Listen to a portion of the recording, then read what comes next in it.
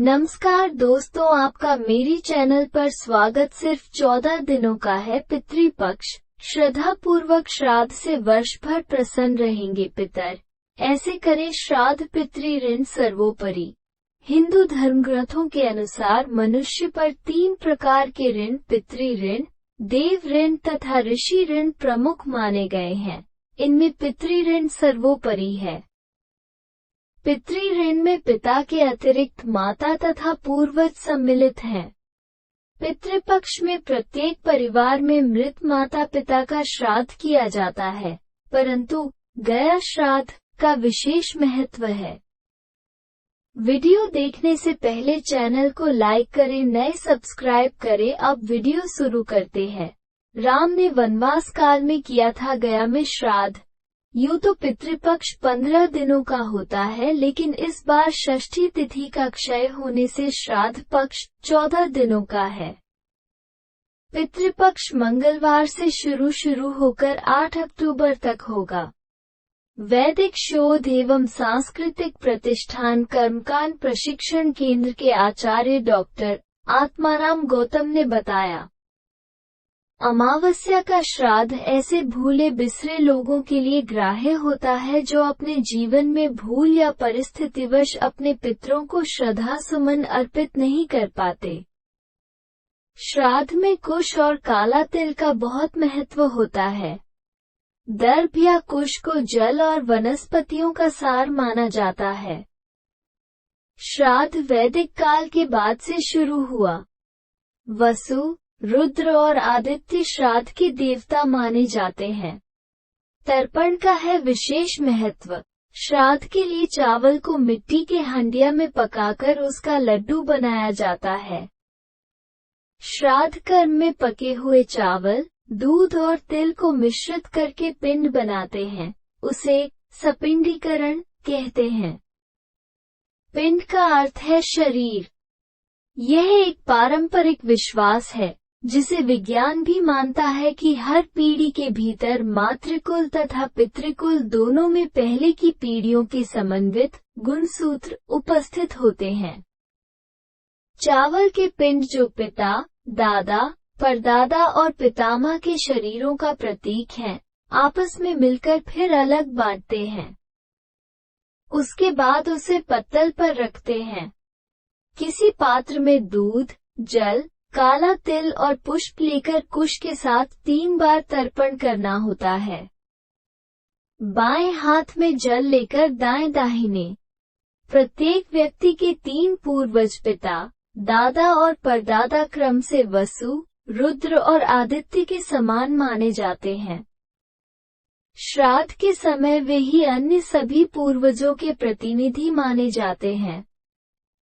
मान्यता है कि रीति रिवाजों के अनुसार कराए गए श्राद्ध कर्म से तृप्त होकर पूर्वज अपने वंशधर को सपरिवार सुख, समृद्धि और स्वास्थ्य का आशीर्वाद देते हैं। श्राद्ध कर्म में उच्चारित मंत्रों और आहुतियों को वे अन्य सभी पितरों तक ले जाते हैं। इन पदार्थों से तृप्त होते हैं पितृ। आचार्य गौतम ने बताया कि उपनिषदों में कहा गया है कि देवता और पितरों के कार्य में कभी आलस्य नहीं करना चाहिए। पितर जिस योनि में होते हैं, श्राद्ध का अन्न उसी योनि के अनुसार भोजन बनकर उन्हें प्राप्त होता है। श्राद्ध जैसे पवित्र कर्म में गौ का दूध, दही और घृत सर्वोत्तम माना गया है। तिल का है विशेष महत्व।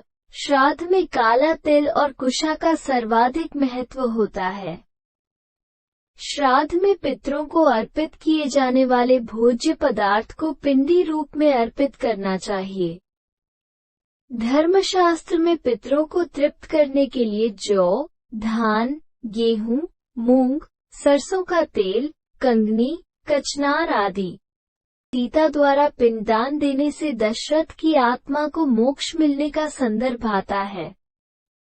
अपने वनवास काल में भगवान राम, लक्ष्मण और सीता पितृपक्ष के दौरान श्राद्ध करने के लिए गया धाम गए थे। धन, आयु, विद्या और सुख की प्राप्ति, आचार्य गौतम ने पुराणों और शास्त्रों का हवाला देते हुए बताया कि श्रद्धापूर्वक श्राद्ध किए जाने से पितर वर्ष भर तृप्त रहते हैं और उनकी प्रसन्नता से वंशजों को दीर्घायु, संतति, धन, विद्या, सुख एवं मोक्ष की प्राप्ति होती है। उन्होंने बताया कि मार्कंडेय और वायु पुराण में कहा गया है कि किसी भी परिस्थिति में पूर्वजों के श्राद्ध से विमुख नहीं होना चाहिए, लेकिन व्यक्ति सामर्थ्य के अनुसार ही श्राद्ध कर्म करे। कुशा और दर्प का है महत्व। आचार्य गौतम के मुताबिक सभी प्रकार के श्राद्ध पितृपक्ष के दौरान मनुष्य पर 3 ऋण। आचार्य गौतम ने बताया कि भारतीय वैदिक वाङ्मय के हवाले से बताया कि जीवन लेने के पश्चात प्रत्येक मनुष्य पर 3 प्रकार के ऋण होते हैं। पहला देव ऋण, दूसरा ऋषि ऋण और तीसरा पितृ ऋण। पितृपक्ष में श्रद्धापूर्वक श्राद्ध कर्म करके परिजन अपने तीनों ऋणों से मुक्त होकर मोक्ष को प्राप्त कर सकते हैं। किसे है श्राद्ध का अधिकार? श्राद्ध का अधिकार पुत्र, भाई, पौत्र, प्रपौत्र समेत महिलाओं को भी होता है। जानकारी के अभाव में अधिकांश लोग श्राद्ध कर्म को उचित विधि से नहीं करते, जो दोषपूर्ण है, क्योंकि शास्त्र अनुसार पितरो वाक्यमिच्छन्ति भवमिच्छन्ति देवता, अर्थात देवता भाव से प्रसन्न होते हैं और पितृगण शुद्ध एवं उचित विधि से किए गए कर्म से। धार्मिक मान्यता है कि अमावस्या को किया गया श्राद्ध, तर्पण, पिंडदान उन्हें संतुष्टि एवं ऊर्जा प्रदान करते हैं। वीडियो अच्छा लगे तो लाइक करें और चैनल पर नए हैं सब्सक्राइब और कमेंट करें। हर हर महादेव। धन्यवाद।